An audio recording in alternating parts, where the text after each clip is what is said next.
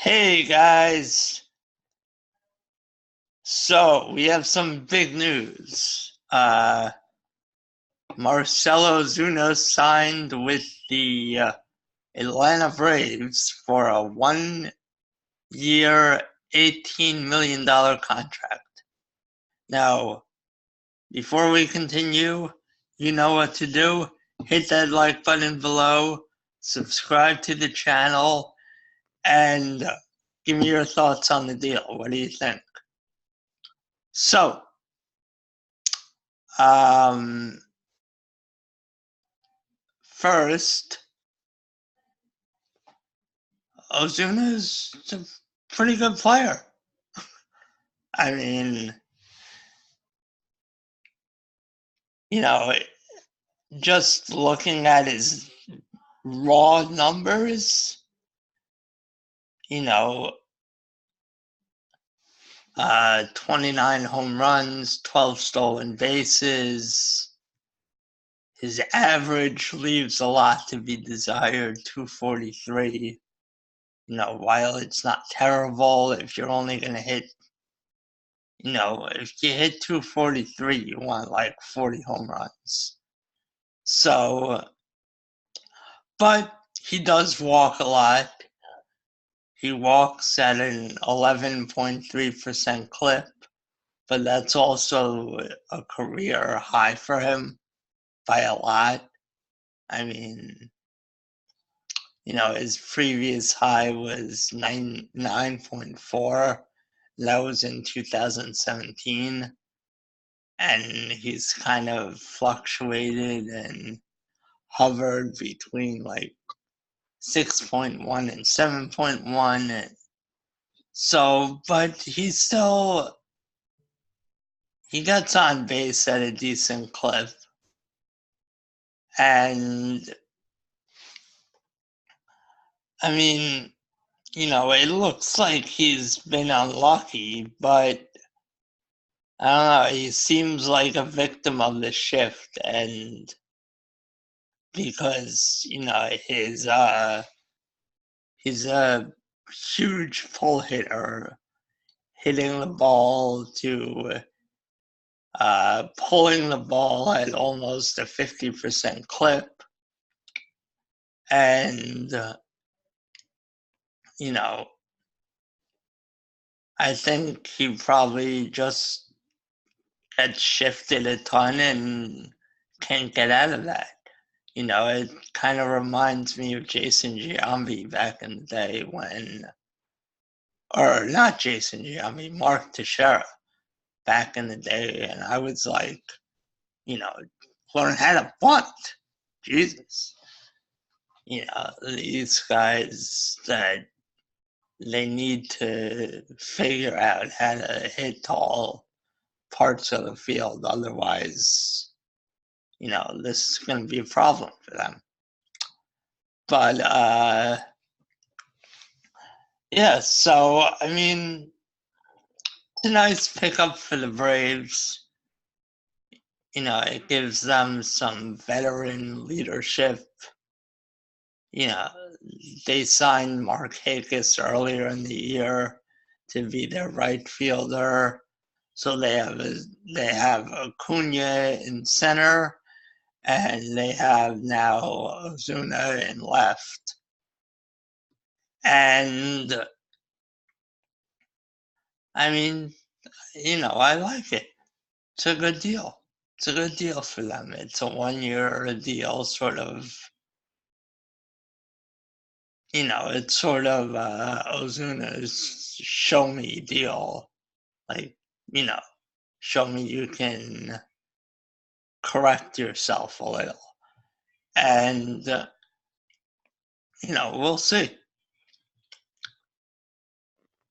And, he had declined the qualifying offer in November. And the way the rules work right now is he's not able, or the Braves won't be able to offer him a qualifying offer at the end of the season.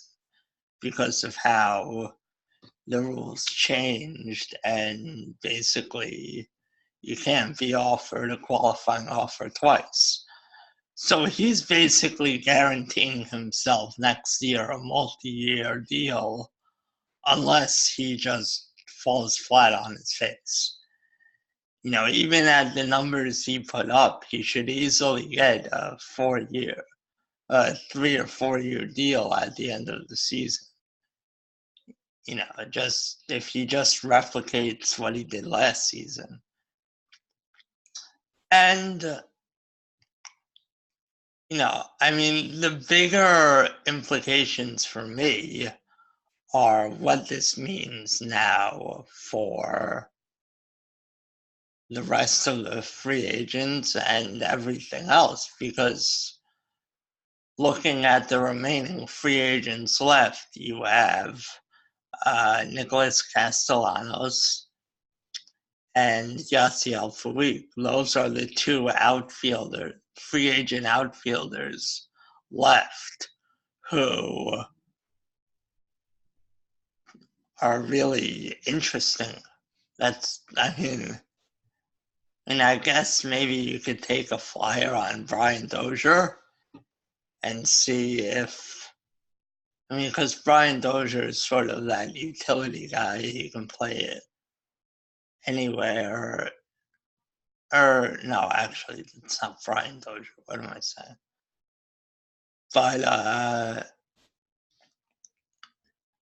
But yeah, I think Brian Dozier can play a corner outfielder, though.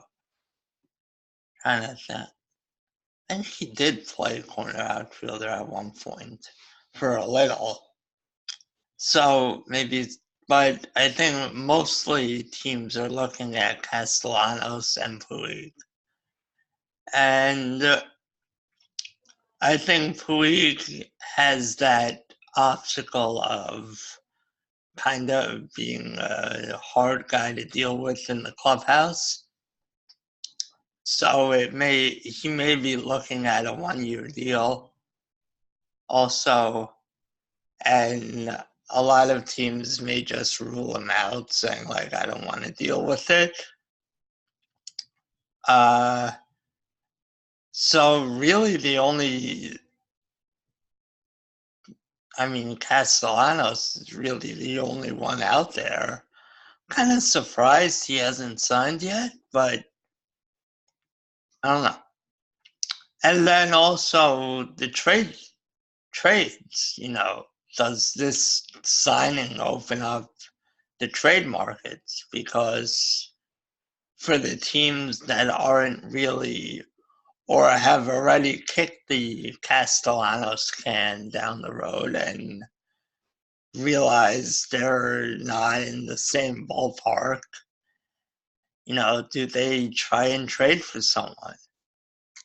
The Cubs, we know the rumors about Chris Bryant, but Chris Bryant's not going to get dealt until his grievance is dealt with. So, could they deal Kyle Schwarber? Schwarber has been in the news forever. What about an Ian Happ? Did they trade him? Kind of a buy low deal, or sell low for the Cubs. So maybe they'd be less inclined to deal him for that reason. The other name that jumps out at me is Clint Frazier, because the Yankees sort of have a logjam at, sort of in the outfield right now with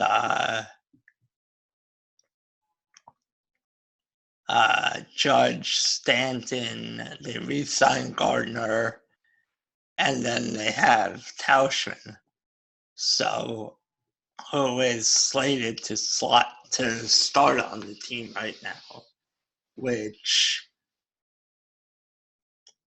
I guess personally, I just start Frazier over Tauschman and see what, sort of like, see what you got. Like, you know, I think Frazier's stock has gone down because he just hasn't had a lot of playing time.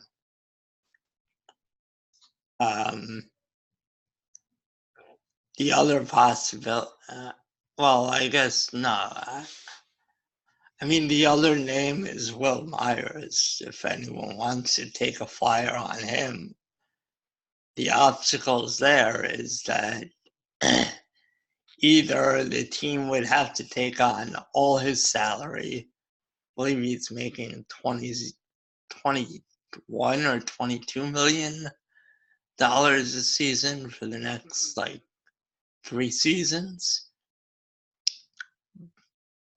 So either someone's going to have to take on all that money in a salary dump, or they're going to have to give up something valuable to get San Diego to eat, $10 million of the contract a year. So, I don't know. Am I missing anyone? I mean, there's Mookie Betts. I don't know how likely it is that he's traded this offseason, though. I think the deadline is more realistic for a Betts trade because,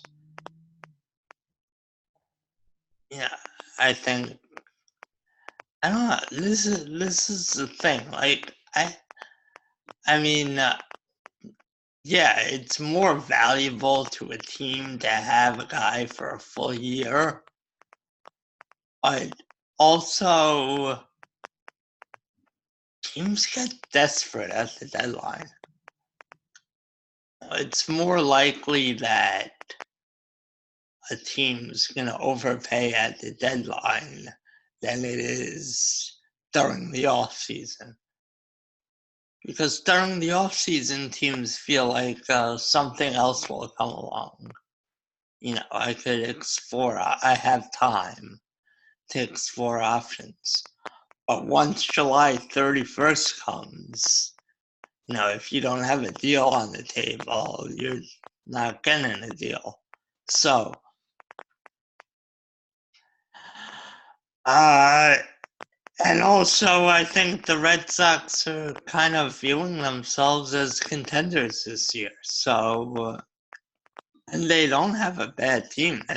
They still have a good core team. They need to deliver.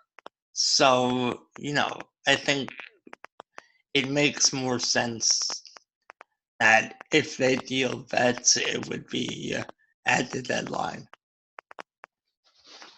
Other than that, I can't really think of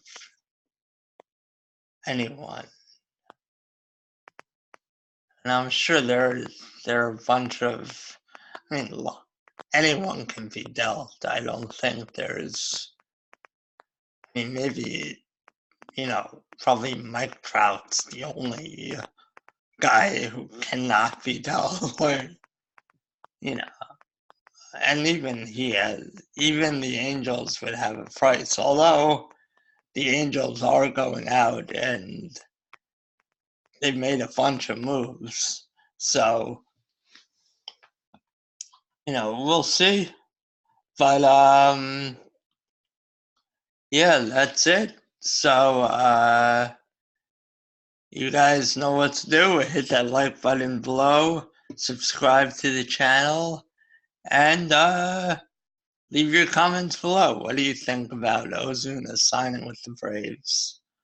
What do you think about the ripples it's going to send through the free agent and trade markets? Do you have any other ideas on outfielders that could be traded?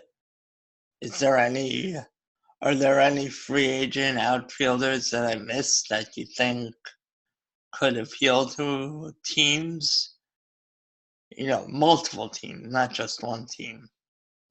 But yeah, so leave your comments below, and that's it. Check out the unusefulidiots.com for all things Unuseful Idiots, and you could see how to support the page or the channel there. And that's it. See you later, guys. Bye.